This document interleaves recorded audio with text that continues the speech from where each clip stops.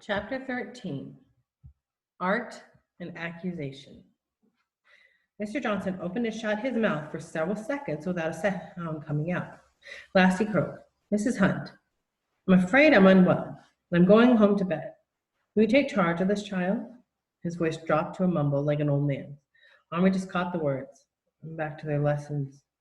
And then Mr. Johnson let go of Patrick's arm, turned and walked the most unsteadily to the door, then put his hand on it as if he swayed, as if he might fall over.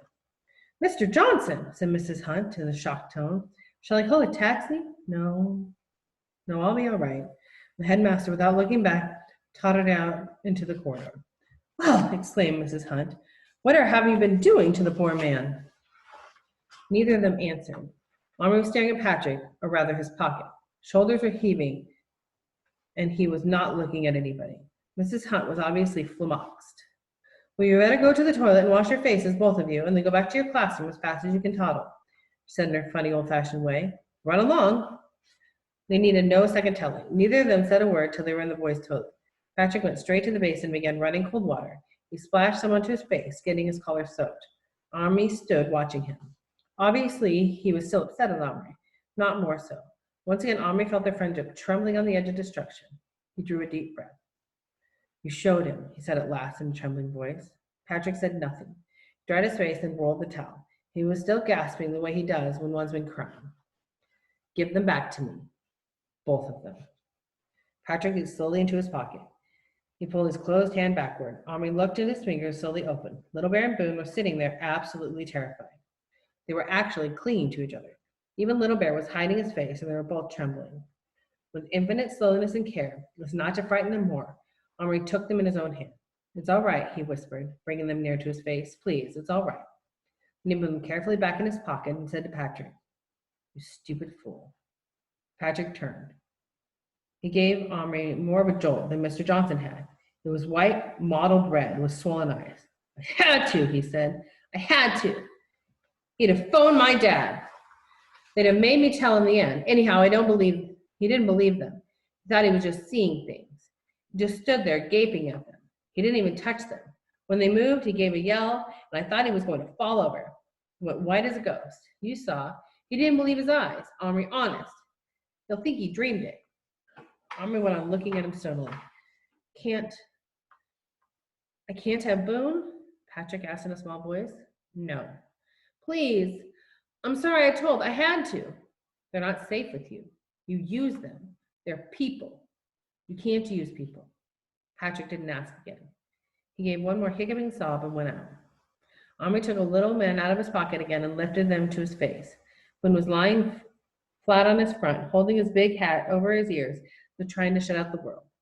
The Little Bear stood up. "Big men shout. Give fear," he said angrily. "Small ears, big noise. No good." "I know, I'm sorry," said Omri, "but it's okay now. I'm going to take you home." "What about wife?" "Oh, his promise. Omri had forgotten about that. Another Indian, another live little person to worry about. And Omri had heard about people going gray-haired almost overnight. They had to worry too much. He felt might easily happen to him.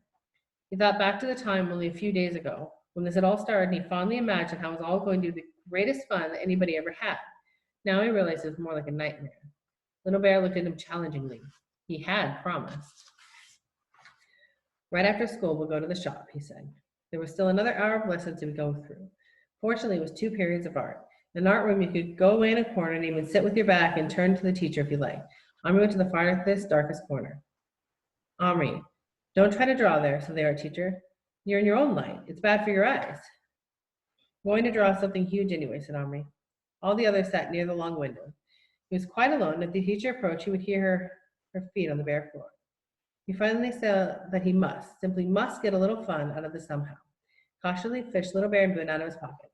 They stood on the sheet of the white drawing paper as if on a stretch of snow and looked about them. "This school place?" asked Little Bear. "Yes." "Shh. Sure doesn't look much like a school." "Ah, went too," exclaimed Boone. "Where's the rows of desks? Where's the slate and bit of chalk? Why ain't the teacher talking?" "We're doing art. We sit where we like. She doesn't talk much. She just lets us get on with it," replied Omri in the softest whisper he could possibly manage. "Art, eh?" The Boone said, brightening his day. "That was the man's best subject. I was always up in art. Always A's, was good at it. So dry might when I gets a chance, if ain't nobody around to laugh at me. Reaching to the pocket of his own jeans and flashed out a stub of a pencil, almost too small to see. Can I draw a mite on your paper? He asked. Omri nodded.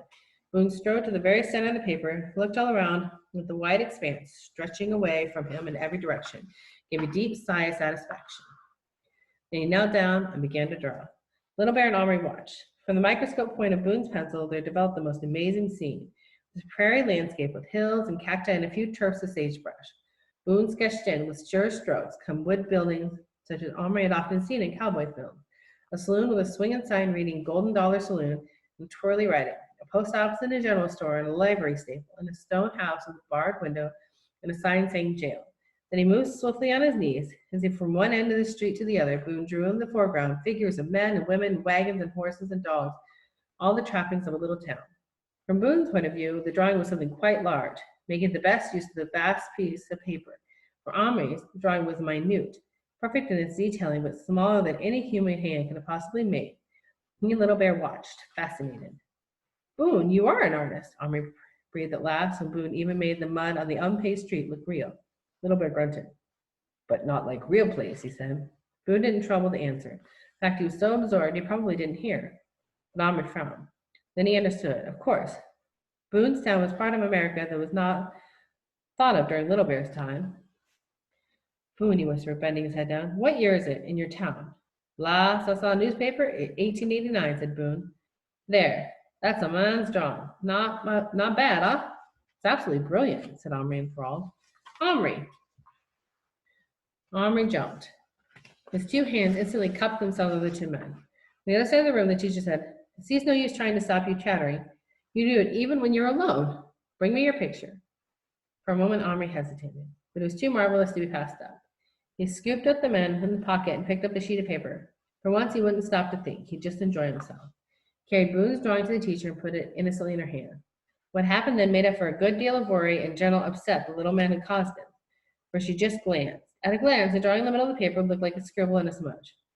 I said you thought you were going to do something huge, she said with a laugh. This is much more than a... Then she took a second, much closer look. She stared without speaking for about 2 minutes. Omri felt inside of him beginning to get a huge, gleeful, uncontrollable laugh. Abruptly, the teacher, who had been perched on a desk, stood up and went to a cupboard, and Omri was not surprised to see a magnifying glass in her hand when she turned around. She put the paper down on the table and bent over with the glass poised. She examined the drawing for several minutes more. Her face was something to see. Some of the nearest children had become aware that something unusual was going on. She was craning to see what the teacher was looking at so attentively. Omri just stood there, the same innocent look on his face, waiting, the laugh slowly rising inside him. Fun? This was fun, if you liked. This is what he had been imagining.